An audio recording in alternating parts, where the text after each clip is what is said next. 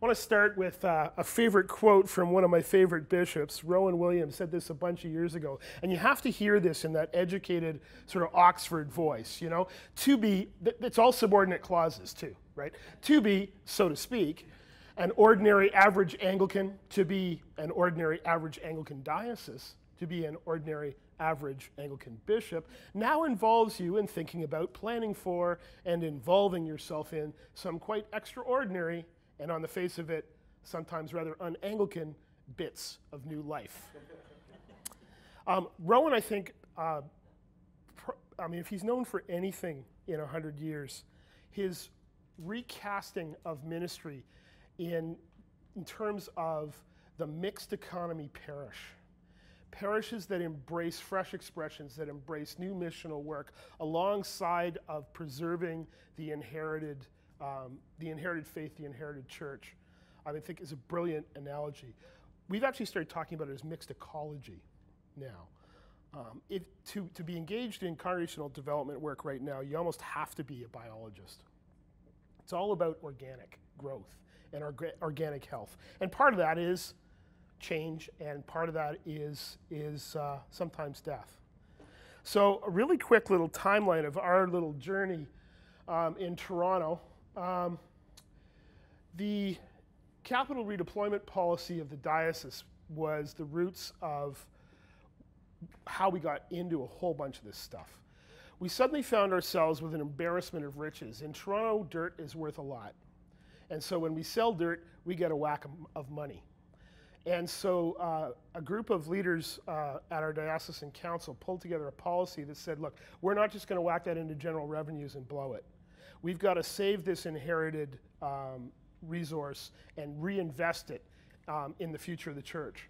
So that it says that we have to use capital for capital, basically. In 2004, a small committee was charged with coming up with a definition of viability. Now, I was on that committee. We had many long meetings, and I remember one night when we suddenly realized that the term viability was a lightning rod. We developed something called the Sustainable and Strategic Ministry Policy, which is the meat of some of what I'll share with you. Then we said, okay, so we're talking about congregational health. What does it look like? What are the aspects of a healthy congregation? So we did the first of our benchmark studies where we said, what do they have in common? What are the benchmarks around things like attendance, revenue, blah, all that stuff? What's health look like? And that led us on a journey to a tool called Natural Church Development. We had a long conversation about it in the last session. And I don't want to spend a lot of time on that in this one, but afterwards, if you want to talk to me, I can direct you to the American NCD efforts.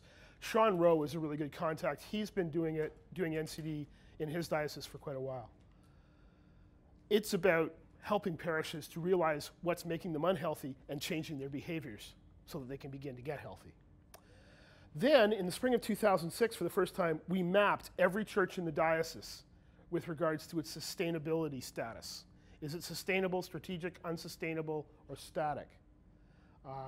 And that was a watershed moment for us, because we started to see patterns. We started to see strategic possibilities. We started to see places where we had way too many churches in too tight an area, and places where we didn't have anything at all, where there was growth and development.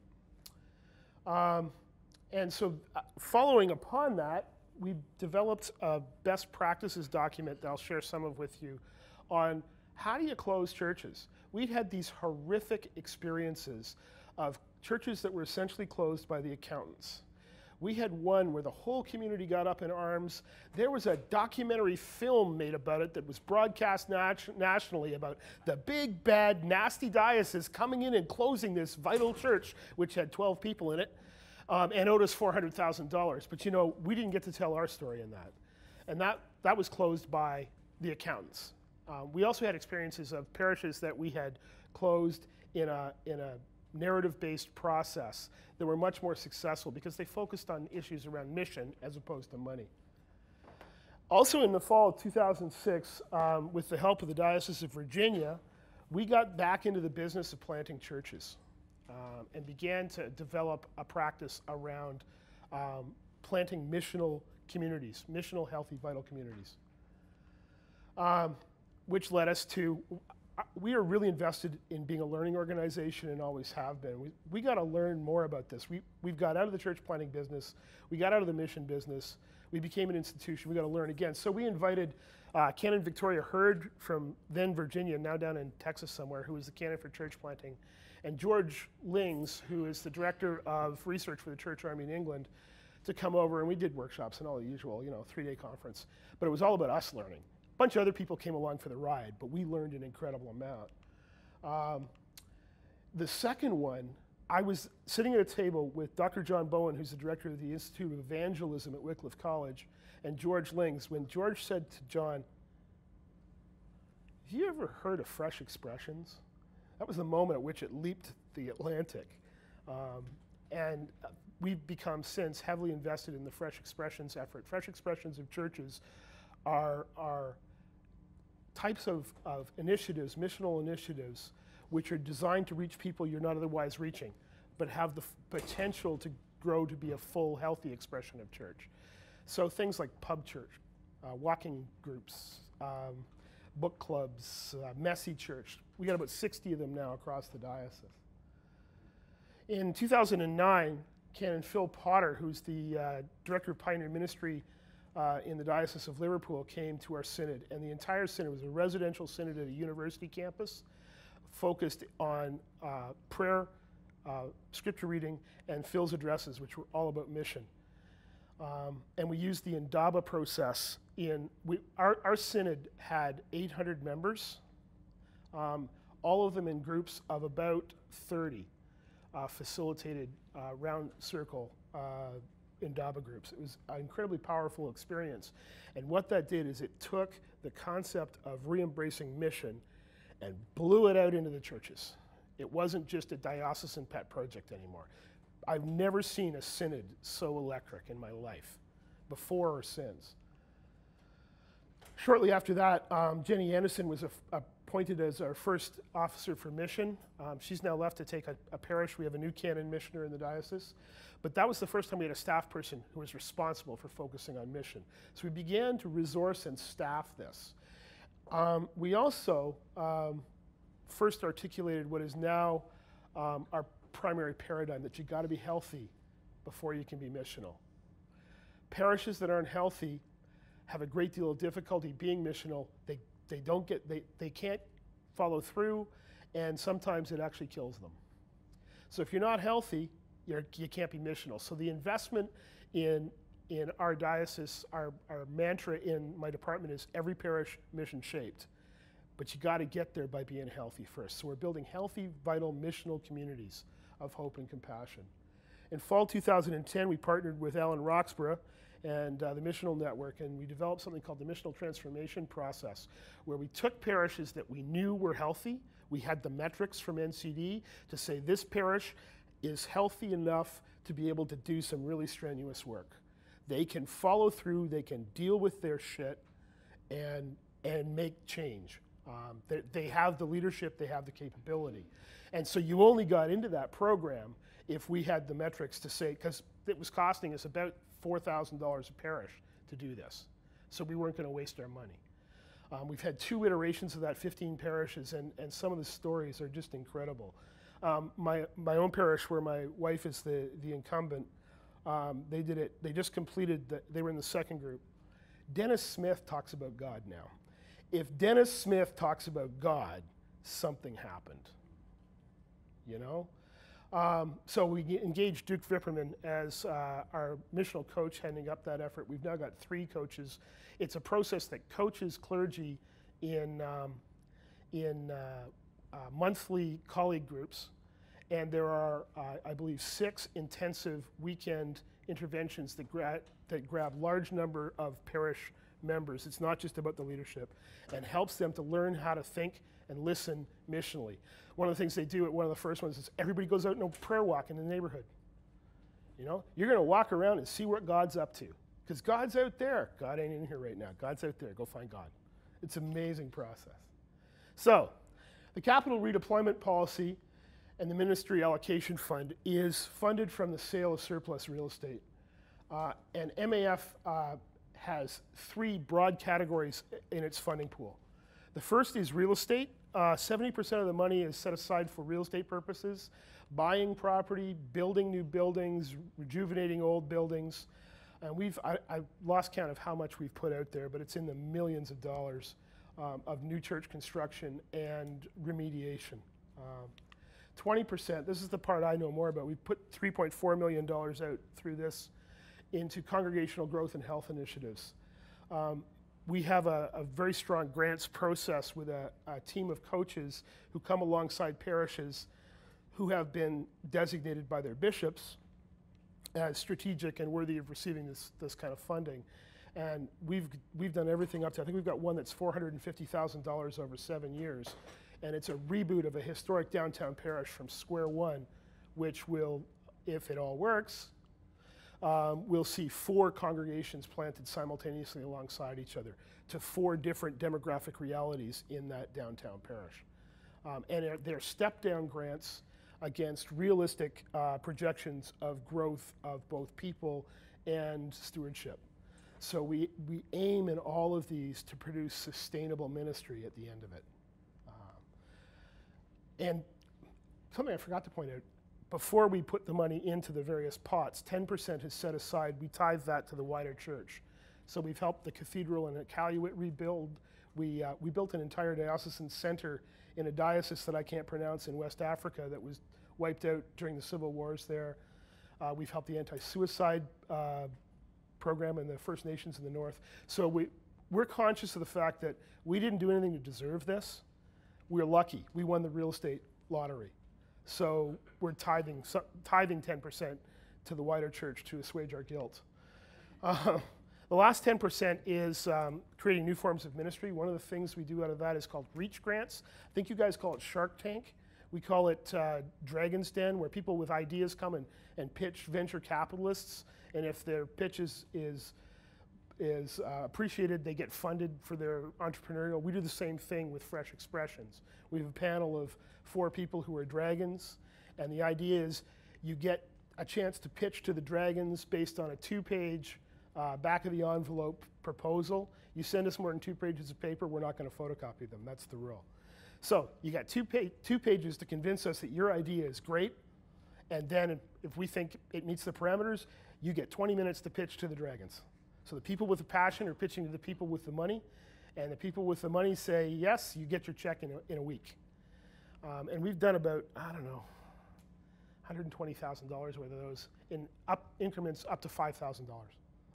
Not for salary, just for it's community gardens, it's messy church. We bought hockey sticks for floor hockey. I mean, people have great ideas, but they're limited by the fact that they don't have the capital to get it started. So, hey, capital. So all of this is based in the Sustainable and Strategic Ministry Policy, which is pages and pages long, and some of it's on the stick. But it basically boils down to a very, very simple diagram. It's a dialogue between 2 axes. The first axis is mission, and the second is resources. This is where the English keep getting it wrong. They keep saying money. They're obsessed with money. It's resources. It's more than just money. So on the mission continuum, a parish, a ministry, a Fresh Expression, whatever, at the positive end, are able to articulate and demonstrate a vital mission and ministry that's appropriate to their context. And at the other end, there's no clear mission to the context. They're inward-looking, they're maintenance-focused. Every congregation in your diocese could be graphed somewhere on that line. And it's completely subjective. I don't have a little quick quiz to find out what your numeric score is. It's subjective. The way we use this process is with the key leaders, with the area bishops and their regional deans, and we sit down and say, okay, let's talk about St. Swithin's in the Swamp. Well, everybody knows St. Swithin's has been dead as a doornail for 10 years. So let's just name it. It's not missional. It's down here somewhere. All right, so how are they doing on resources? Well, at the top, they have the resources to carry out their mission. People, buildings, spiritual health, money, a whole bunch of things. I mean, we got parishes that don't have a building, or their building's inadequate, and that's limiting their mission. So that would push them down onto the negative side. the bottom, you lack the resources to carry out the mission. So that creates 4 quadrants, which gives us 4 of the 5 definitions in the policy. So you got the resources, you got the mission, you're sustainable. Go do it.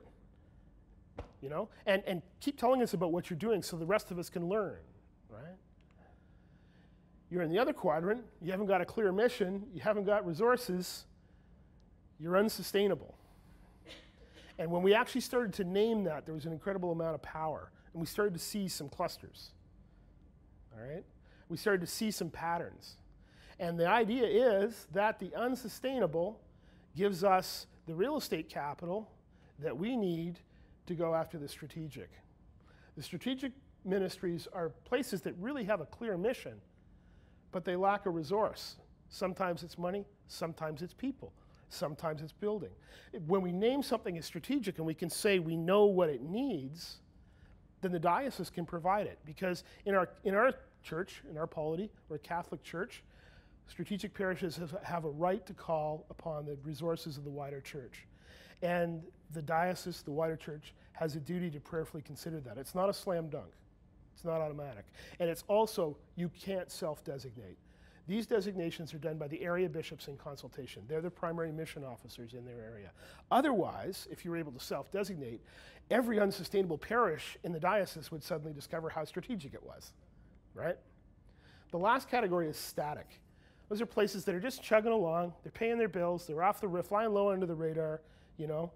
We don't have a lot to do with those unless they call us. And when they call us, the resourcing that they get is designed to move them here. We want them to get definition of mission. We want them to fall in love with the gospel again and get working. So everything is about moving this way. And the way we resource that is by, it's a twofold resourcing. Sure, we get cash from the sale of some of these places, but we also no longer have the drain that those places are on diocesan resources. We've actually cut our accounts receivable. There was over $2 million 3 years ago owed to us by parishes for back assessment and stipend, and we're under $1 million now by closing and by working with parishes to get them more sustainable. The fifth category that I'll show you, you'll see it in the mapping, we call GORC. It stands for God Only Really Knows. And we've got some of those. From there, we went to the benchmarking study. Benchmarks are standards or averages that allow you to compare similar items, right? Best practices are techniques or methods that have proven to lead to desired results. So we did a lot of work on best practices and based in benchmarks. So what did we find? We based this on the 2003 annual returns. We looked at operational finances, congregational statistics. We contacted every parish. And in Toronto, that was in that year, 252 congregations. We did not include capital or major projects, capital fundraising, major project fundraising, because we wanted normal. We wanted to know what normal was. So 252 congregations. We included parishes that hadn't got their returns in yet, overdue accounts, and seasonal ministry. One of the things we found out, which has become a real maxim, is healthy parishes receive 70% or more of their income from the collection plate. If you're relying on variable sources of income for more than 30% of your revenue, you're in trouble. What happens when the Montessori school that's bankrolling your parish and paying the rent decides to move to a better location? Suddenly you're unsustainable. The other thing is you can't have just a couple of individuals providing all of the money, because what happens when grandma dies? You know, and someone forgot to do the visit around leaving some legacy to the parish, and her obit in the local paper says, please give donations to the Humane Society, you know? That happens all the time. So over-reliance on a few givers and over-reliance on outside sources of income is a real problem. Expenses. Healthy parishes spend 10% on average on program, as opposed to salary and maintenance. So things like, youth ministry, Sunday school, music, outreach. What's the program budget? Personnel broke down in some very interesting ways that works very much in harmony with congregational development theory that's out there. Most places have one pastoral or program person for every 100 Sunday attendees. Somewhere between 100 and 200 parishes add a full-time secretary in the office. Between 150 and 180, we started to see parishes hiring a second pastoral staff person. That's when they're making the transition to program size. The trouble is that the maxim of the rule of 100 is that they can't afford the second pastoral staff person until 200. So a lot of the grants that we've given to parishes have been in that 150 to 180 slot to help them hire a full-time staff person so that they can grow to 200 plus. It actually has worked. Between 300 and 400 Sunday attendees, churches will have a full-time music director, and 500 plus, and we only have 3 of those in the diocese. You start to see a full-time business administrator. There's more than one person in the office. You're getting a large staff team. There were some interesting things we found out about property. One of the things we discovered is that when a church is 80% full, it's full. You can't add any more people. So you have to innovate to either add another service or add space or whatever. And the thing to remember is to use real measurements, not airline measurements. 12 inches of pew is not one person. 30 inches of pew is one person. We actually had parishes go through and measure their pews and figure out how much room they had. It was revelatory for some of them. One choir member for every 10 bums in the pews. That was almost universal. It was amazing. Now, I don't know, this was 10, 15 years ago. I don't know if that's shifted now because we've got a lot more contemporary stuff happening. So maybe that's changing. Maybe you get one choir member and one guitar for every 10 people. I don't know. Stewardship. Free will offering in the healthy parishes was around 2% of average household income within the parish. And that's a really fair comparator rather than using a numeric, like using a dollar amount, because you got a poor inner city neighborhood. They could be doing really well if they're hitting 2%, and you come up into the rich neighborhoods to the north of them, and they're really only pulling 8.8% of their average household income. They got a lot of work to do on stewardship. So 2% of average household income was the benchmark for healthy parishes.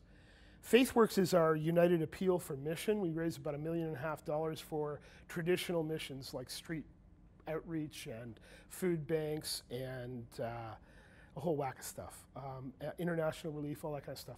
And the healthy parishes universally averaged about 5% of their total offering was how much they were giving as individuals to FaithWorks. And lastly, 40% of the 40% or more of the congregation was on pre-authorized. What's that? Pre-authorized giving, where you give a blank check and your bank just automatically transfers every month your pledge to the church. So there is nothing that will do more to stabilize parish health in terms of finances than getting your folks on PAG or PAR or whatever you call it, wherever you are. We have one parish that's got 80% of their people on. They don't have a summer slump. Their revenue looks like this, a little bit of a tick at Christmas, but I've done that for 20 years. yeah. So, the banks will do that, no problem, they love you. So the next step was we developed a process. I mean, Bishop Elliott, I was the staff person in his area, and we got talking about the sustainable and strategic ministry policy. And George and I cooked up the idea of putting a map on the wall with the regional deans and using colored sticky dots. And let's just say what they are. And so he showed his map to the other bishops, and they all said, we want one too, and bang, we had a diocesan map. We've done it 4 times now. It's become a more dynamic process. We were doing it every 2 years, but now I'll show you the map in a minute. It's much more updatable. But basically what we did is we brought the data, the performance data of every parish over 10 years from the diocesan database. Everybody had that in front of them, and we sit down and we talk. We say, what about St. Albans, They're getting 12 people a Sunday. What's going on there? Where does it fit on the quadrant? And the regional dean would pipe up and say, oh, they're really unsustainable. And everybody else would nod, and I'd put a red dot, you know? And then we'd move on to the next one. Took us about 2 hours each time to do an area of about 40 to 60 parishes. And that's a really bad picture of the key that was on the first map. You see the different colors. That's our new map. Our new map is keyed to our diocesan database. It's dynamic. We can go in and change it. The bishops can pull it up on their computers wherever they are, as long as they can get online. And this is the whole of the diocese. And you'll see now, unfortunately, between the lack of color definition on this thing and a problem with Google Maps, you can't really tell the difference. But that one's orange and that one's orange. But you get an idea of how you see the patterns, okay? And, the snowflakes are parishes that have a fresh expression running. So those would be our mixed economy churches. This one up here, I love this one. In Beaverton this winter, they built an ice hut chapel. You all know what ice fishing is, you know? Guys build a hut, cut a hole in the ice, sit there, drink beer, catch fish. So they built a chapel. It's a double wide ice hut, and it's got a couple of chairs in it, and it's got a cross on the roof, and it's got a little altar, and some battery-powered candles, and a little battery-powered stereo that plays sacred music. I guess you go pray for a bigger fish. I don't know. They do all kinds of cool stuff like that up there. This is the city of Toronto. The parish I'm going to talk to is this one here. I'm going to tell you a little story about how this walks out in action. And it's a strategic. You can see there's an incredible concentration of parishes in the old downtown. We've been trying to figure that out for a while. You come out here, and apart from this one's orange and this one's red, just about everything out in the suburbs is green. But part of what you notice is they were well spaced. They were on arterial roads, arterial corners with high visibility. They had parking, et cetera, et cetera, et cetera. So you start to see some of the fruits of the mission strategy of 40 years ago. The yellows are static, and the greens are sustainable. So. Now, do you keep that map open to everybody? Yeah. Everybody thought it was a secret. You know, there was a book published by a United Church staff person shortly after we did this. It talked about the secret map, how much further the Anglicans were ahead of them, and they had this secret map. It wasn't a secret. It was on the wall. Anybody could walk and look at it. I mean, part of it is we need the process to be fairly transparent and honest, right? Now, this one's a little bit harder to find because it's on the diocesan database, but we show it to people all the time, you know? The reconfiguration piece, we took this and said, okay, there's some reconfigurations we got to do. There's some mergers, there's some amalgamations, there's some closures. How do we do this? We don't want any more train wrecks like St. Stephen's in the Fields. No more documentary filmmakers. Sorry, man. You know? And we looked at our history over the last 20 years or so of mergers and amalgamation, the last 100 years plus. We've planted over 400 churches in the Diocese of Toronto. We currently have 232. So what happened to the other 168? They closed, you know? I have a friend who does this great little Bible study with every once in a while with parishes where they look at the first chapter of Revelation and they read about the 7 churches in Asia. You know what they all have in common? They're all closed. Why? Because the mission field changed. You know, churches are not forever. Vast majority of our reconfigurations have been due to demographic shifts. You know, we had 2 suburban parishes on Spadina Avenue, which is now the heart of the Garment District and Old Chinatown. There's nobody living there anymore. One of the churches was converted in 1932 into a furniture store. It's still there. So that we named 2 paths or 2 types of intervention from the diocese that resulted in some kind of reconfiguration, closure, amalgamation, something. The first was crisis-driven. And the second was mission-driven. Crisis-driven ones, the decision to reconfigure is driven by the recognition that the parish is in a crisis from which it's likely unable to recover. I had one of these last night. We've had a lot of rain back home, and I got an email from one of our clergy saying, so the roof's worse than we thought. We've now got garbage cans instead of buckets in the office. What are we going to do? This is one we're in an active merger conversation with 3 others. So that's going to really push it. But we got to say, we're going to just live with it for a while. The mission-driven one is more about naming the moment. It's a process in dialogue with a parish that says, you know, the writing's on the wall. We're not going to make it. We need to find a new way to be. So the responses are different.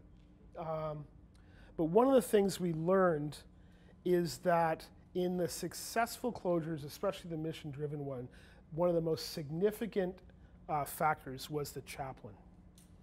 The parishes that had good, healthy deaths, that had good, healthy amalgamations, had a parish priest who was in for the long haul.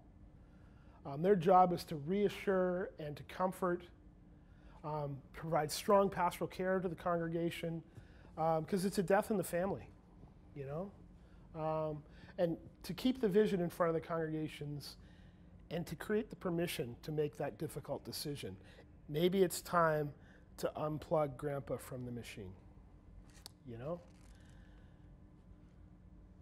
But you gotta address the issue of their career and their livelihood. First and foremost, and I want to say this to all the judicatory level folks in the room, there is no such thing as a career clergy closer. There are some people whose gifts are uniquely suited that they close every parish they go into, but that's a different story. Most good clergy only have one of these in them. So be very careful about saying, Charlie did a great job of closing that one, let's put him over here, because you might just kill him. One of the things is that they need to be sure that they're going to have a job when the place closes, and we're very intentional about that. And we've actually used money to bridge people until they got another assignment. We realized that from the sale of the assets, recoverable from the sale of the asset. And, you know, this is not a failure. This is not a career-limiting move, you know. Oh, look at Fred, he closed the church, he killed the church, you know.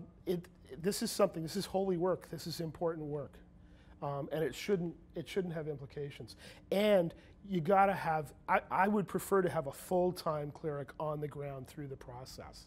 Can't always get that, sometimes they're only part-time, but reducing it down to 2 or 3 units a week, no way. You've gotta have the clergy on the ground. The other critical thing is consistency of message. Everybody has to be on the same page. So when we head into a significant closure or merger, I call a case conference. I get the bishop's office, I get HR, I get stewardship, everybody. I said, this is what we're doing, this is where we're going, here's the message. So that, you know, when they decide that Dave's just being a hard ass, they're going to call their bishop's office and get a second opinion. They get the same opinion, right? It's been decided that the place is unsustainable and we need to move towards a closure, period. And we're all on the same page. If you don't do that, you know, you're going to have problems. Second is to watch the local media. I mean, I told you the story about the documentary filmmaker, but the local press, you know, the big bad diocese is closing our church, you know, and get everybody up in arms. And we had a daycare center that just about derailed an entire project. They'd known for a year that the place was going to amalgamate and hadn't done anything. And the diocese was going to throw them out on the street. I'd actually worked with the guy and give him the names of 20 churches within about a 2-mile radius that he could call to look at moving his daycare center to, but the big bad diocese was doing them one. And lastly, you got to watch meddlers, especially previous clergy who remember their glory days and want to go back and save their church. You know, you're ruining my legacy. This is a grieving process. It takes time. Anxiety, fear, and emotional reaction can be overwhelming. Sometimes we stop. I got one right now. in Northeast Scarborough, where one of the key leaders came to me and said, Dave, we've had 3 sudden deaths in the parish. This is a parish that has about 30 on a Sunday. He says, we can't do anything right now. We're just ripped apart. I said, okay, good. Well, take the time you need to take. The parish priest was in on this. The bishop was in on this. You need to look after yourselves. And we'll start the conversation in, 3 months, 6 months, 9 months when you're ready to have a conversation again. Because if we plunged ahead, you know what's going to happen. We're going to have an explosion. So time needs to take place as well. Time needs to be allowed for the grieving process to take place for the parish. And one of the other things that's critical is story. You got to find ways to honor the stories of the community. You need to tell the story from as far back as anybody can remember. And I don't care whether it's right or not. It's their story, right? The story arc all the way through to now and into the future. If they can tell that whole arc, they may talk themselves into walking down the road to the program-sized parish down the road. I had a couple of those. It's clear what our future is. Our church is the last thing in the village. The post office is gone. The general store is gone. The school closed and merged with the one in the big town. There's 8 of us at worship on a Sunday morning, and I really want a Sunday school for my kids. And St. George's is 10 minutes down the all-weather highway now. Let's go. The other piece about story is the story of past reconfigurations. I do a lot of work with teams where I take them on field trips, and we go visit other people who've done this. And they get to hear from those people about the good stuff and the bad stuff. But they need to hear that God still works. God works in death. God works in amalgamations.